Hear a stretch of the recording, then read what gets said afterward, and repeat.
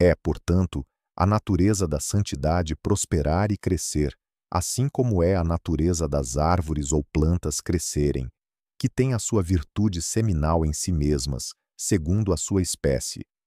Uma árvore ou uma planta deve ser regada de cima, ou não irá prosperar e crescer em virtude de seu próprio poder seminal. Se uma seca vier, ela murchará ou decairá. Assim, onde Deus menciona esse crescimento, ele atribui isso à sua rega. Eu serei como o orvalho, e eu derramarei água.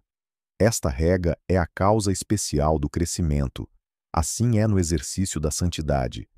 Existe uma natureza recebida que é capaz de aumentar e crescer, mas se for deixada a si mesma, não irá prosperar, vai decair e morrer. Portanto, Deus é como o orvalho para ela, e ele derrama água nela pelos suprimentos reais do Espírito, como mostramos antes. O crescimento de árvores e plantas é secreto e imperceptível, nem é discernido, exceto nos efeitos e consequências desse crescimento. O olho mais atento pode discernir pouco de seu movimento.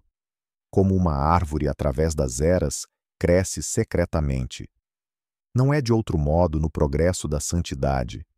Não é imediatamente discernível por aqueles em quem progride ou por outros que o observam. Encontra-se apenas sob o olho de aquele por quem é trabalhado. Somente por seus frutos e efeitos é manifesto. E alguns, de fato, especialmente em algumas estações, claramente e evidentemente prosperam e crescem, surgindo como os salgueiros pelos cursos de água. Embora o crescimento deles em si seja indiscernível, ainda assim é claro que eles cresceram. Todos nós devemos ser assim. O crescimento de alguns, eu digo, é manifesto em todas as provações, em todas as ocasiões. Seu lucro é visível para todos.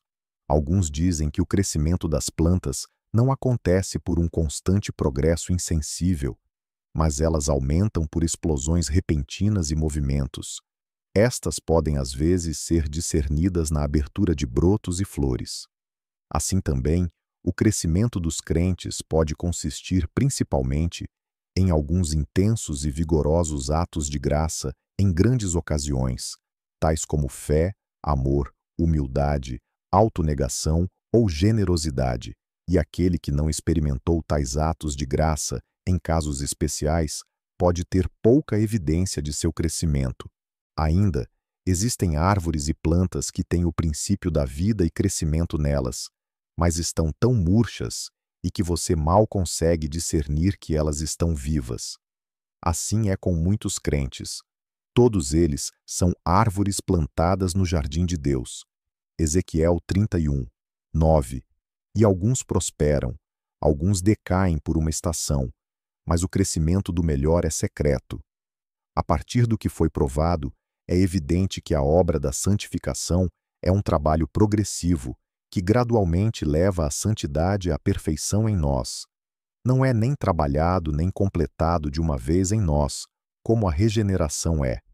Nem termina com quaisquer realizações ou condições de vida, mas é próspero e continuado. Um rio continuamente alimentado por uma fonte viva poderia tão logo terminar seus fluxos antes de chegar ao oceano. Como uma parada poderia ser colocada no curso e no progresso da graça antes que ela terminasse em glória. Pois a vereda dos justos é como a luz da aurora, que vai brilhando mais e mais até ser dia perfeito. Component Placement. Provérbios 4, 18.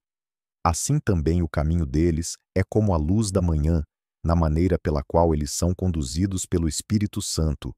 Uma vez que apareça, mesmo que às vezes seja obscurecido, não falhará até que chegue à sua perfeição. E assim como a sabedoria, a paciência, a fidelidade e o poder exercidos pelo Espírito Santo de Deus são inexprimíveis, são constantemente admirados por todos os que têm interesse neles, conforme descrito pelo salmista, no Salmos 66, versos 8 e 9, e Salmos 31, verso 19. Quem está lá que fez qualquer observação diligente de seu próprio coração e caminhos, e quais foram as obras da graça de Deus e em relação a ele para trazer-lo à estatura e medida a que ele chegou, isso não é para admirar o cuidado atento e as poderosas obras do Espírito de Deus nisto?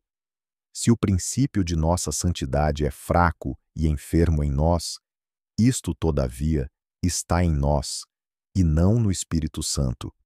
Em alguns, o crescimento é tão pequeno, é muitas vezes imperceptível para eles. O Espírito preserva e valoriza mesmo isso, de modo que não seja dominado pelas corrupções e tentações. Entre todas as gloriosas obras de Deus, ao lado da redenção de Jesus Cristo, minha alma mais admira isso sobre o Espírito, sua preservação da semente e princípio da santidade em nós, como uma centelha de fogo vivo no meio do oceano, contra todas as corrupções e tentações com as quais é impugnada. Muitas brechas são feitas em nosso curso de obediência pela incursão dos pecados reais. O Espírito cura e conserta as mesmas, curando nossas apostasias e consertando nossas decadências, e ele move a graça que é recebida por novos suprimentos constantes. Aquele que não observa diligentemente os caminhos e meios pelos quais a graça é preservada e promovida, falta-lhe muito do conforto e alegria de uma vida espiritual. E não é uma pequena parte do nosso pecado e insensatez quando somos negligentes nisso. Sem dúvida, todos os crentes estão convencidos disso em alguma medida, não apenas dos testemunhos dados na Escritura, mas também de sua própria experiência. Não há nada de que eles possam mais distintamente aprender do que a natureza e o curso de suas orações, com o funcionamento de seus corações, mentes e afeições nelas. Deixe as pessoas profanas ridicularizá-lo o quanto elas queiram. É o Espírito de Deus, como um Espírito de graça, que permite aos crentes orar e fazer intercessão de acordo com a mente de Deus. E nisto, porque ele é o Espírito de súplicas, ele expressa o que ele trabalha neles como o Espírito de santificação. Ensinando-nos a orar, ele nos ensina o que e como ele trabalha em nós. E se considerarmos com sabedoria que ele trabalha em nossos corações pela oração, podemos entender muito de sua ação em nossos corações pela graça. Disse que aquele que busca os corações, isto é, o próprio Deus, conhece a mente do Espírito, nas intercessões que faz em nós. Romanos 8:27. Existem operações secretas e poderosas do Espírito em oração, que são discerníveis apenas para o grande buscador de corações. Mas devemos também inquirir e observar, tanto quanto possamos, ao que ele nos guia e orienta, que é claramente o seu trabalho em nós. Não creio que o Espírito faça súplicas em nós por uma revelação imediata, sobrenatural e divina, como inspirou os profetas da antiguidade. Eles frequentemente não entendiam as coisas que eles diziam, mas investigavam diligentemente sobre elas depois. Mas eu digo, deixe o orgulhoso mundo carnal desprezá-lo o quanto eles queiram, e por sua conta e risco, que o Espírito de Deus, nas orações dos crentes, graciosamente move suas almas e mentes em desejos e pedidos que, a respeito de seu assunto, estão muito acima de suas invenções naturais. Aquele que não experimentou isso é um estranho maior a essas coisas do que, por fim, será a seu favor. Por uma observância diligente disso, podemos saber de que tipo e natureza é a obra do Espírito Santo que está em nós e como ela é levada adiante. Como, em geral, o Espírito Santo nos ensina e nos capacita a orar. É por estas três coisas: ao nos dar uma visão espiritual das promessas de Deus e da graça da aliança, pela qual sabemos o que pedir de uma visão espiritual da misericórdia e graça que Deus preparou para nós. Ao nos familiarizar e nos dar uma experiência de nossos desejos, com um profundo senso deles, de tal forma que não podemos suportá-los sem alívio, criando e estimulando desejos na nova criatura para sua própria preservação, aumento e melhoria. E correspondendo a essas coisas, consiste toda a obra de santificação do Espírito em nós, pois é sua comunicação eficaz para nós da graça e misericórdia preparada nas promessas da aliança, através de Jesus Cristo. Por meio disso, ele fornece nossos desejos espirituais e coloca a nova criatura em vida e vigor. Portanto, nossas orações são um extrato e uma cópia da obra do Espírito Santo em nós, dada a nós pelo próprio Espírito. E, portanto, por quem ele é desprezado como um espírito de súplica, ele é desprezado como um espírito de santificação também. Agora considere, o que é que você mais trabalha em suas orações? Não é que a carne, o poder, todo o interesse do pecado em você possa ser enfraquecido, subjugado e finalmente destruído?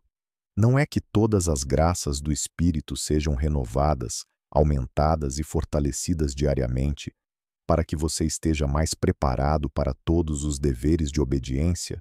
E o que é tudo isto senão para que a santidade possa ser gradualmente progressiva em suas almas, para que possa ser realizada por novos suprimentos e acréscimos de graça, até que chegue à perfeição? Será dito por alguns, talvez, que por sua melhor observação, eles não encontram em si mesmos ou em outros que a obra da santificação é constantemente progressiva, ou que a santidade cresce e prospera deste modo, onde quer que seja encontrada na sinceridade. Por si mesmos, eles encontraram graça mais vigorosa, ativa e florescente em seus dias anteriores do que recentemente. Suas correntes eram mais frescas e mais fortes na fonte de sua conversão do que desde que encontraram seu curso.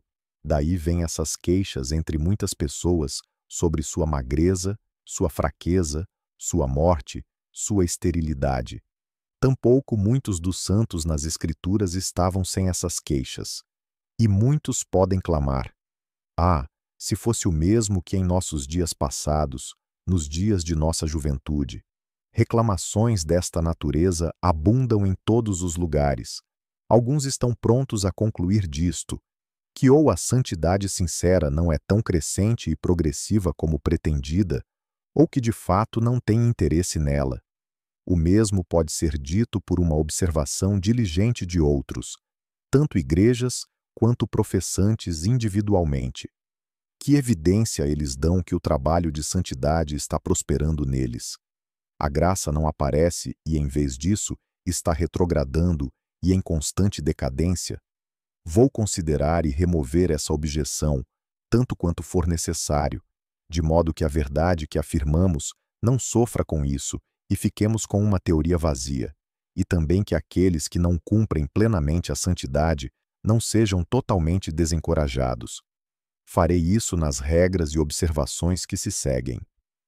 Uma coisa é considerar que graça ou santidade é adequada em sua própria natureza, e qual é o modo comum ou regular de proceder do Espírito na obra de santificação de acordo com o teor do pacto da graça.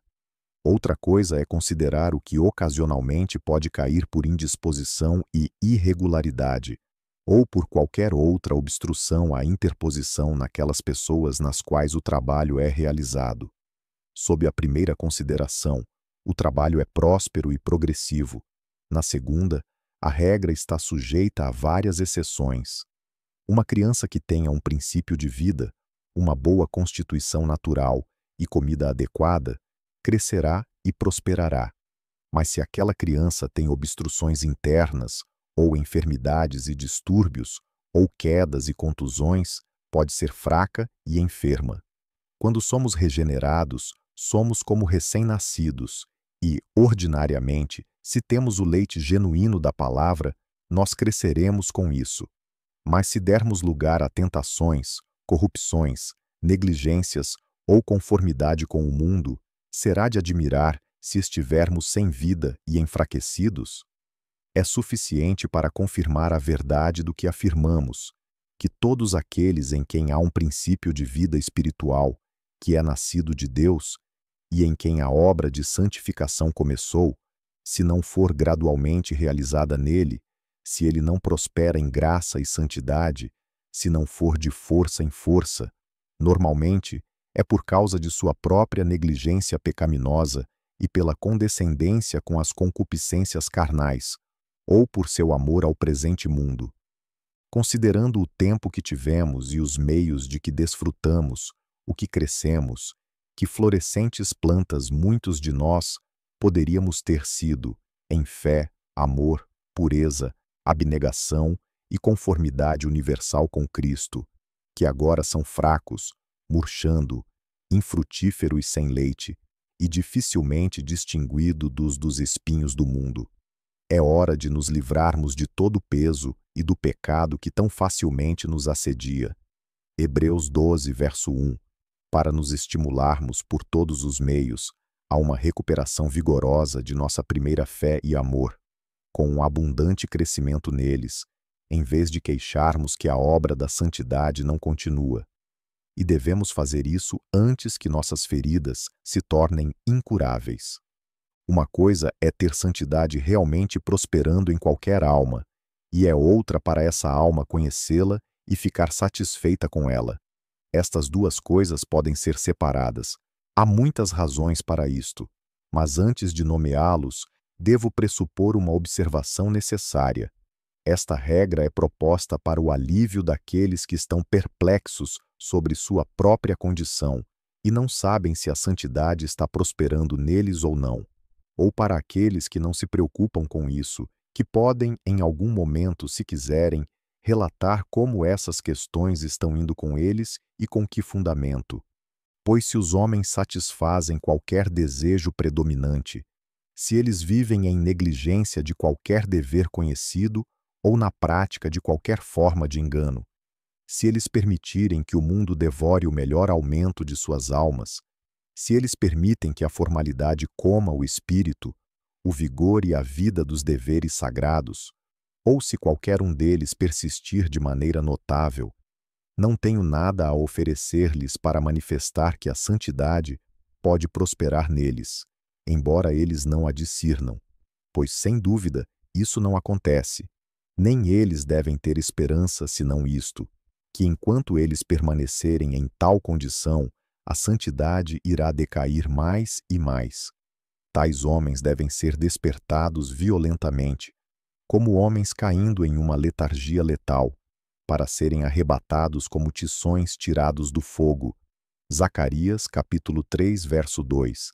Para serem avisados para recuperar sua primeira fé e amor, para se arrependerem e fazerem suas primeiras obras. Apocalipse, capítulo 2, verso 4 e 5, para que o seu fim não seja trevas e tristeza para todo o sempre. Tenho, porém, contra ti que abandonaste o teu primeiro amor. Lembra-te, pois, de onde caíste, arrepende-te e volta à prática das primeiras obras. E se não, venho a ti e moverei do seu lugar o teu candeeiro, caso não te arrependas. Apocalipse 2, 4, 5.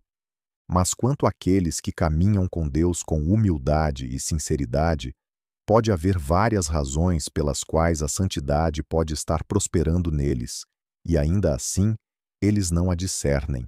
Portanto, embora a santidade seja trabalhada dentro de nós mesmos, e somente lá, ainda pode haver épocas nas quais crentes sinceros e humildes possam ser obrigados a crer que há um aumento e crescimento da santidade neles, quando eles não a percebem de tal maneira para estar ciente disso, porque, por ser o assunto de tantas promessas do Evangelho, é um objeto apropriado de nossa fé, ou algo que deve ser acreditado. As promessas são as explicações de Deus sobre a graça da aliança, tanto em relação à natureza quanto à maneira de operar. E estas promessas não abundam em nada mais do que nisto, que aqueles que participam da graça irão prosperar e crescer por ela. Em seguida, serão declaradas as limitações com que essas promessas são limitadas e o que é exigido de nossa parte para que possamos tê-las cumpridas em relação a nós. Mas sua realização depende da fidelidade de Deus e não de nosso senso dela. Assim, quando não colocamos uma obstrução abertamente contra ela, como no caso mencionado acima, podemos e devemos acreditar que elas estão cumpridas em relação a nós, mesmo que não estejamos continuamente conscientes disso. E é nosso dever crescer e prosperar em santidade, e devemos acreditar que Deus nos ajudará naquilo que Ele requer de nós.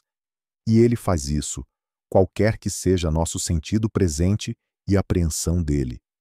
Por estas razões, na minha opinião, aquele que pode acreditar no crescimento da santidade em si mesmo, ainda que ele não tenha nenhuma experiência sensata, está em uma condição tão boa e talvez mais segura do que aquele que, através do funcionamento vigoroso da espiritualidade e afetos, está mais ciente disso. Pois é certo que tal pessoa, por qualquer negligência intencional ou indulgência de qualquer pecado, obstrui o crescimento da santidade, pois aquele que a obstrui não pode acreditar que a santidade viceja nele ou que é levada adiante, quaisquer que sejam talvez suas presunções, e assim a vida de fé, da qual esta santidade faz parte, é em todos os sentidos uma vida segura. Além disso, tal pessoa não corre o risco de uma satisfação vaidosa mental e descuido por causa disso, como outros podem ser. Pois quando vivemos pela fé, e de modo algum pelos sentidos, segundo Coríntios 5,7, seremos humildes e temeremos sempre. Não encontrando em si a evidência do que ele mais deseja, um crente será continuamente cuidadoso para não afastá-lo dele. Mas as razões para essa dificuldade são: 1. O trabalho em si, como declarado antes, é secreto e misterioso, e, portanto, existe em alguns, espero em muitos, a realidade e a essência da santidade, que ainda não encontram nada disso em si mesmos, nem talvez em mais ninguém, mas somente em Jesus Cristo, aqueles que têm uma compreensão viva do temor do Senhor. E assim a santidade pode, da mesma maneira secreta, prosperar em seus graus naqueles que ainda não a percebem. Não há nada em todo o nosso curso que devamos estar mais despertos do que a uma observação diligente do progresso e da decadência da graça, pois, assim como o conhecimento deles tem a mesma importância para nós do que nossos deveres e consolações, eles são difíceis de discernir, nem serão tão verdadeiramente para nosso bem e vantagem sem nossa maior diligência e sabedoria espiritual em observá-los. Portanto, como observamos antes, é frequentemente comparado na Escritura ao crescimento de plantas e árvores. Oséias 14, 5 e 6, Isaías 44, 3 e 4.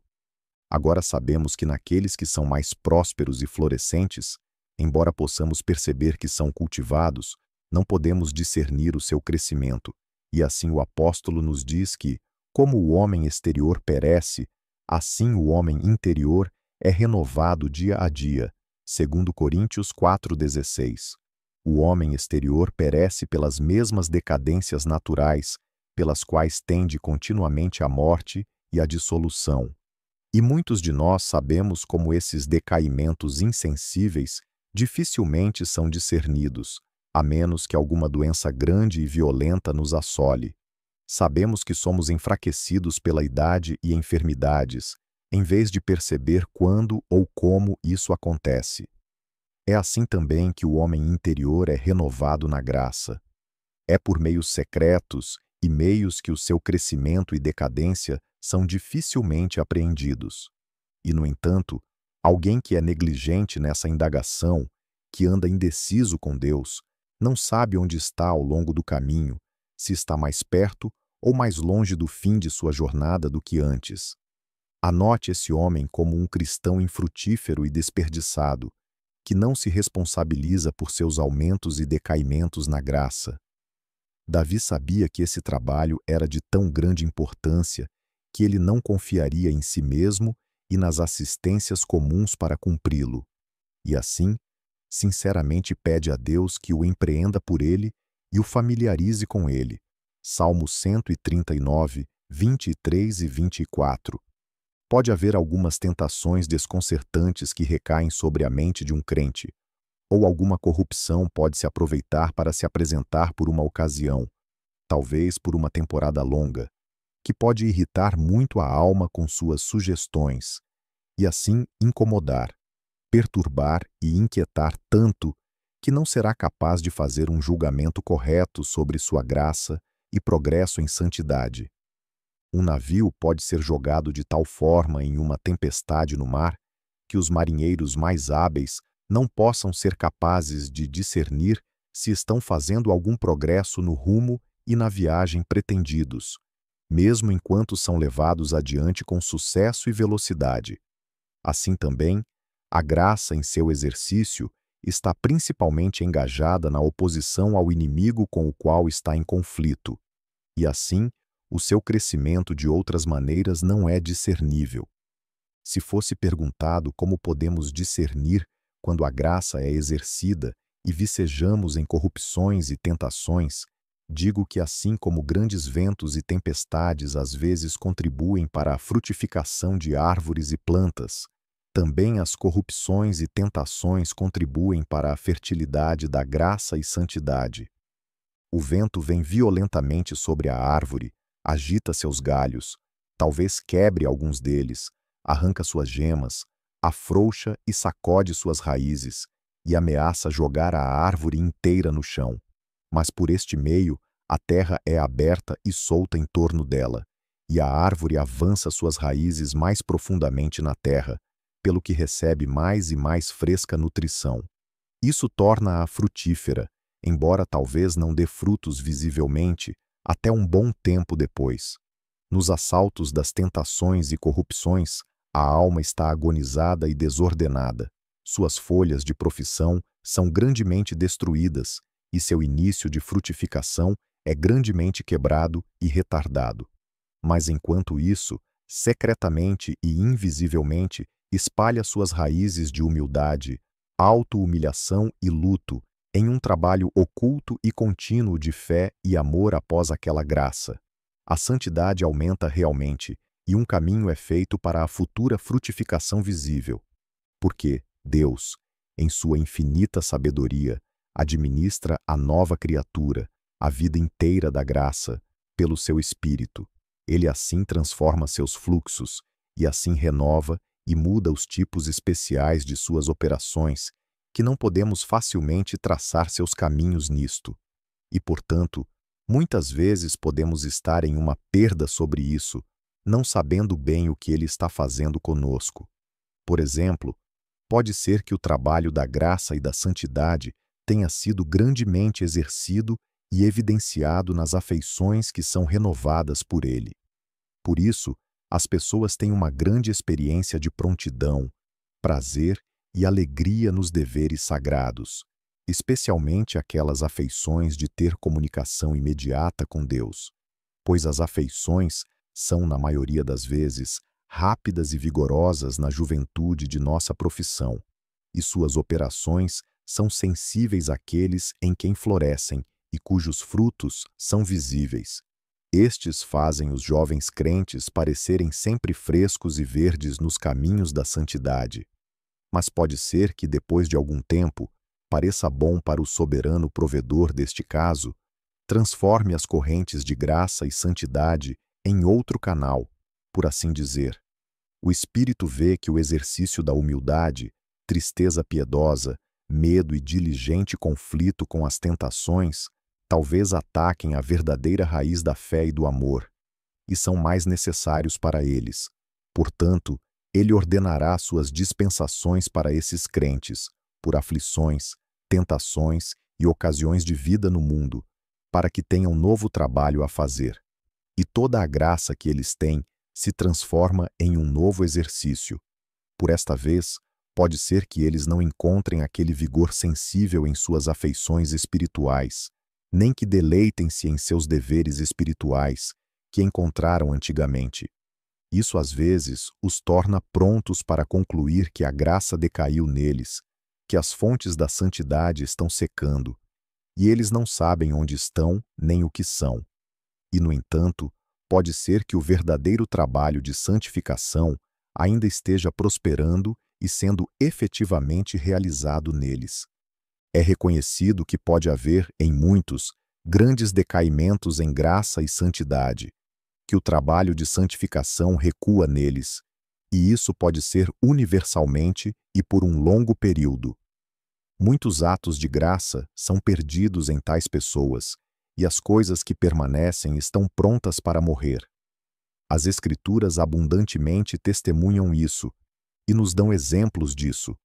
Quantas vezes Deus acusa seu povo de retrocesso, esterilidade e decaimento na fé e no amor, e a experiência dos dias em que vivemos confirma suficientemente a verdade disso.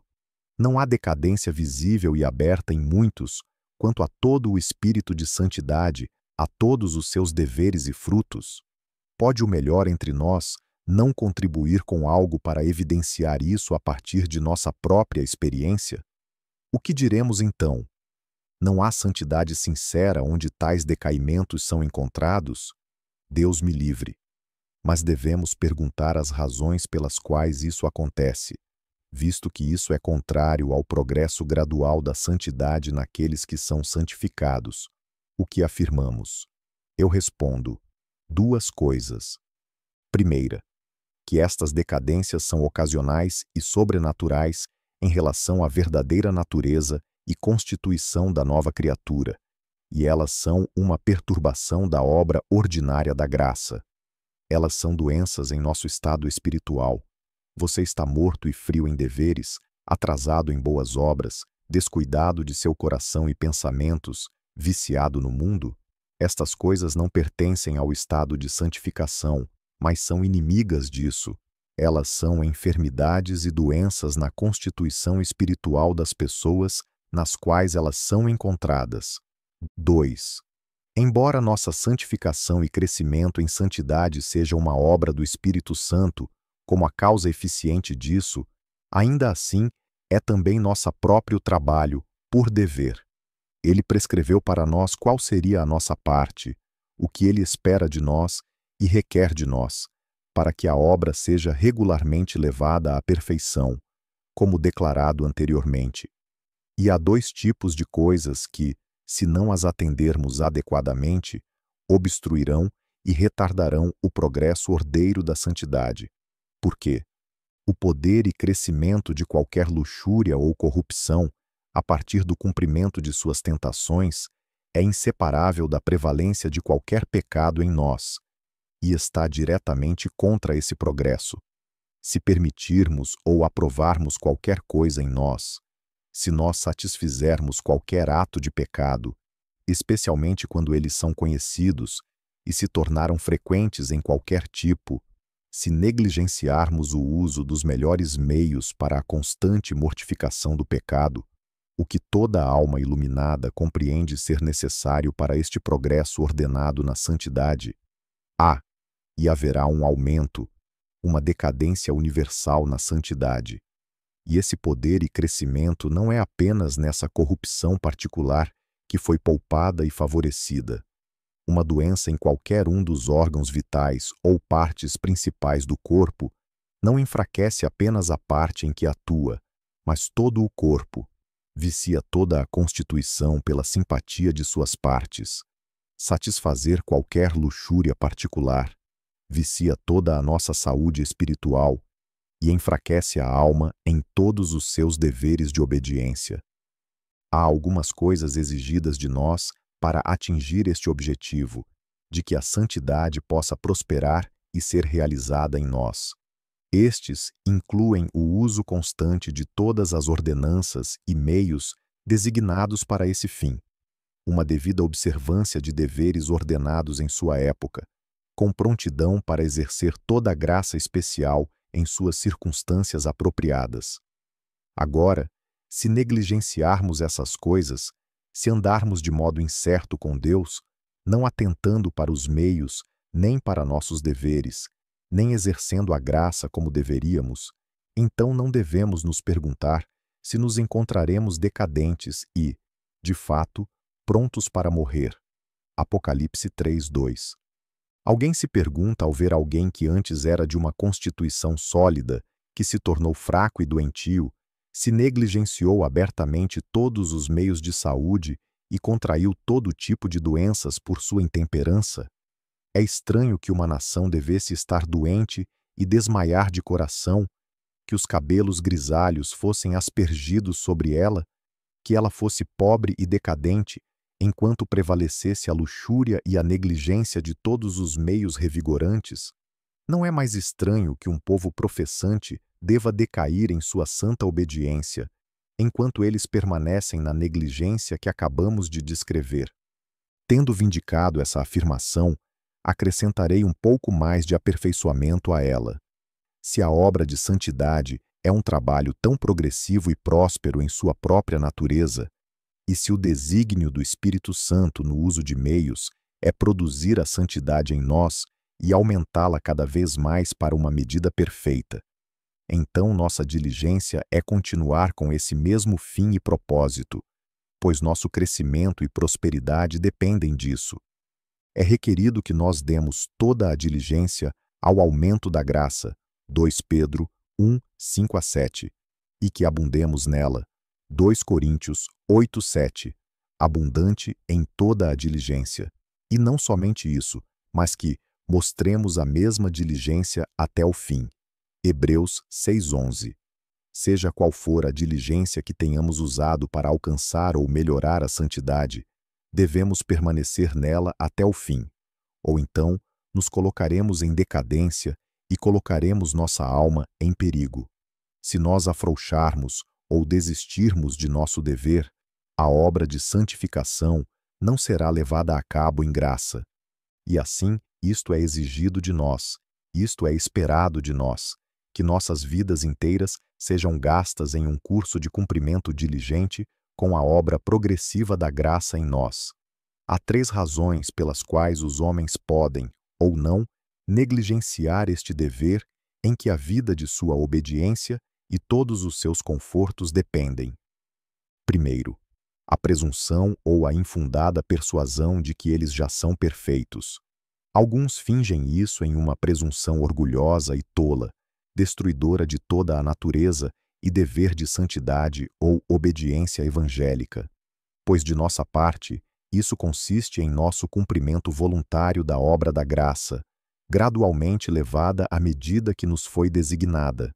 Se isto já foi alcançado, há um fim para toda a obediência evangélica, e os homens retornam novamente à lei para sua ruína. Não que eu o tenha já recebido ou tenha já obtido a perfeição, mas prossigo para conquistar aquilo para o que também fui conquistado por Cristo Jesus. Irmãos, quanto a mim, não julgo havê-lo alcançado, mas uma coisa faço, esquecendo-me das coisas que para trás ficam e avançando para as que diante de mim estão, prossigo para o alvo, para o prêmio da soberana vocação de Deus em Cristo Jesus. Filipenses 3, 12-14. É uma excelente descrição da natureza da nossa obediência que o apóstolo nos dá nessa passagem. Toda perfeição absoluta nesta vida é rejeitada como inatingível. O fim proposto é bem-aventurança e glória, com o eterno desfrute de Deus. E a maneira pela qual nós pressionamos em direção a ela, que compreende toda a nossa obediência, é através do seguimento contínuo e ininterrupto, pressionando e alcançando um progresso constante na e pela nossa diligência máxima.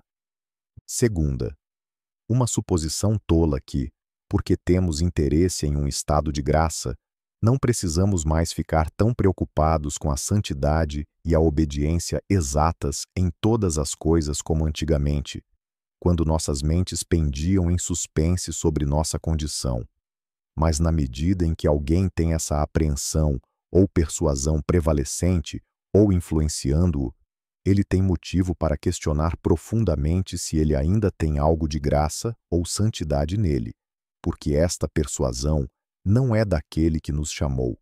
Não há mais mecanismo eficaz nas mãos de Satanás do que isso, ou nos manter longe da santidade, ou sufocá-la quando ela é alcançada. Nem podem surgir pensamentos nos corações dos homens que são mais opostos à natureza da graça. Por essa razão, o apóstolo o rejeita com aborrecimento, em Romanos 6, 1-16. Que diremos, pois? Permaneceremos no pecado para que seja a graça mais abundante? De modo nenhum.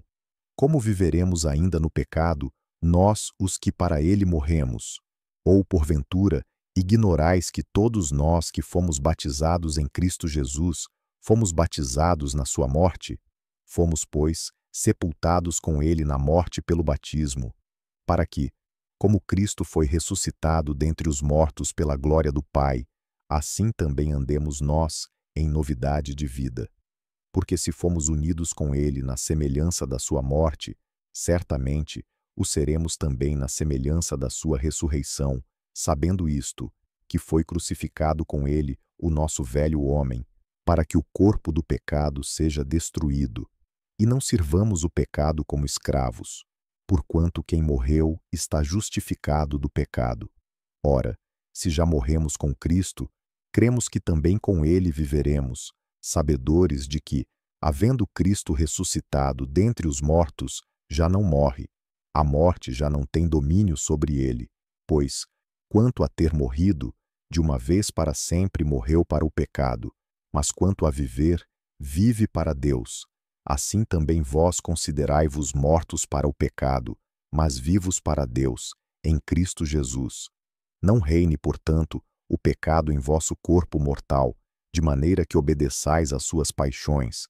Nem ofereçais cada um os membros do seu corpo ao pecado, como instrumentos de iniquidade, mas oferecei-vos a Deus, como ressurretos dentre os mortos, e os vossos membros, a Deus, como instrumentos de justiça.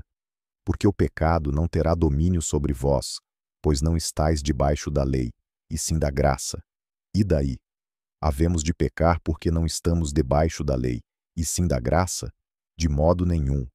Não sabeis que daquele a quem vos ofereceis como servos para a obediência, desse mesmo a quem obedeceis, sois servos, seja do pecado para a morte ou da obediência para a justiça? Terceiro desgosto e desânimo que surgem da oposição. Alguns acham tão grande dificuldade e oposição à obra de santidade e seu progresso, vindo do poder das corrupções, das tentações e das circunstâncias da vida neste mundo, que eles estão prontos para desmaiar e desistir dessa diligência em seus deveres e em lutar contra o pecado. Mas as Escrituras são tão abundantes em encorajamentos para esse tipo de pessoa que não precisamos insistir nisso aqui. Tradução: Silvio Dutra. Audiobook: Lucas Marinho.